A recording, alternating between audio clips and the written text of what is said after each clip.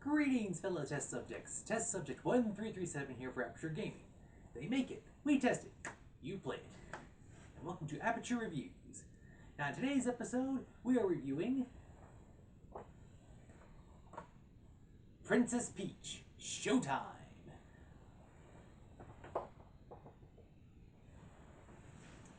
Yeah, so this is a Nintendo Switch title, and while playing this, it reminded me so much of previous games. It reminded me of, it had some elements of Beautiful Joe.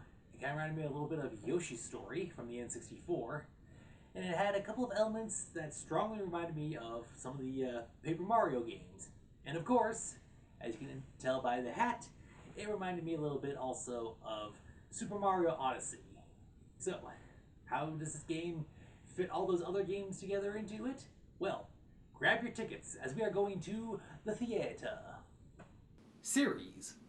While this is not Princess Peach's first game, it is not a sequel, it is not a prequel, it is not an in-between quel. So yeah, it's its own brand new story. Team. It's Princess Peach, so obviously this game is developed and produced by Nintendo. Plot.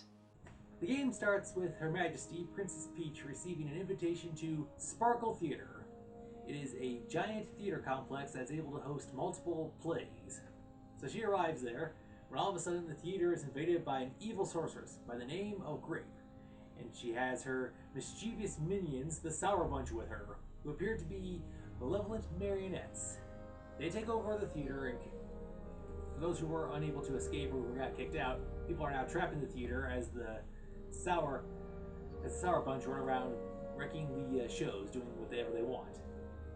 Princess Peach then meets and teams up with Stella.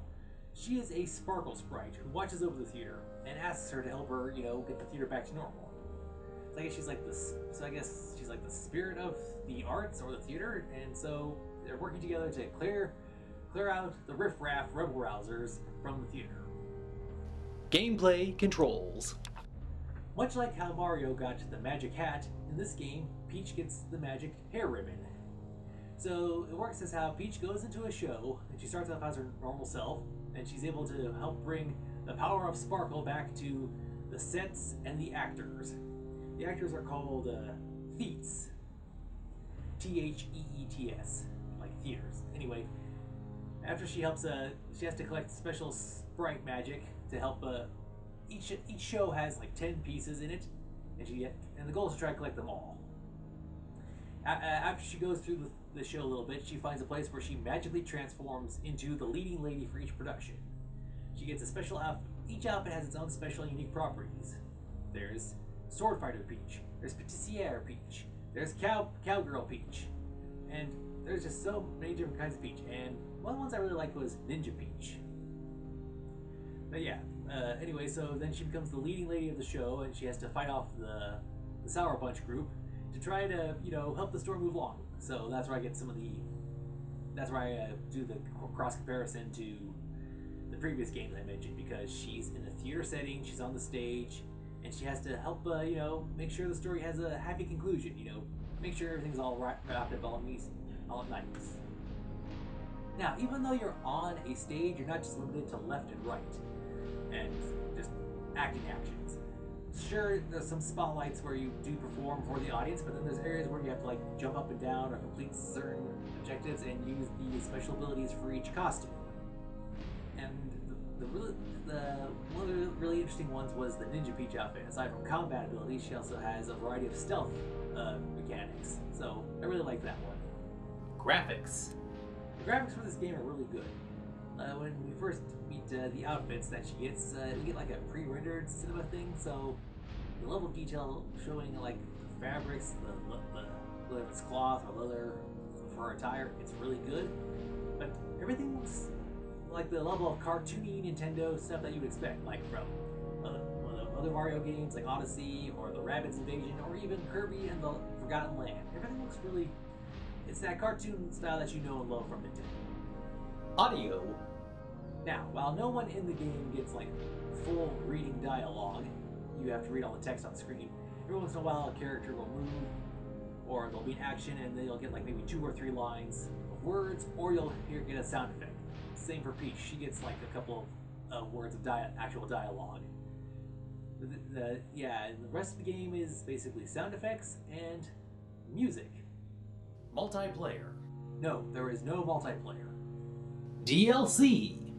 Now, there is no DLC, and, well, I think there could be. I think it'd be very hard. Like, I don't know, would they add, like, another few floors and a few more shows? And by doing this, would it be just the same outfits?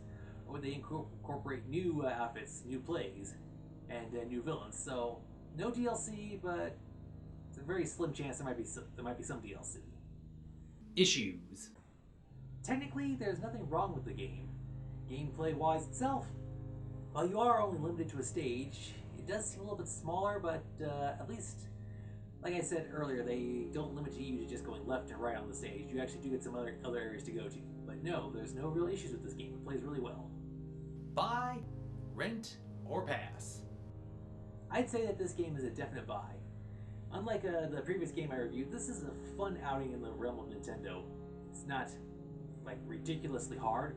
In fact, there's, like, one aspect that makes it maybe super easy, but it's just a fun game. It's not meant to make you grind your teeth. It's for entertainment, and there is replay value if you miss one of the sparkle rewards in one of the plays, so you have to go back and play it again. But yeah, I'd say it's a definite buy. Overall score. Yes, so the previous game I reviewed was Rise of the Ronin. So this game is very polar opposite, but hey, that's the thing about this channel. I have an eclectic taste for different varieties of games.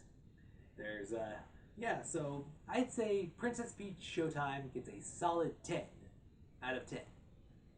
It's a nice jump back into the realm of Nintendo. It's not the Zelda franchise, but hey, sometimes we just need to have just a fun little game to play with. It's like, I mean, that's why we got Mario, that's why we got Kirby, that's why we got Princess Peach. Games are fun. They're meant to be fun. They're meant to be played and enjoyed. And I hope if you do, I hope you enjoy playing this game too. Hope you enjoy getting it and hope you enjoy playing it. And that's all the time we have for this episode. Until next time, this has been Test Subject 1337 for Aperture Games, saying thank you for watching. As always, game on and have a nice day.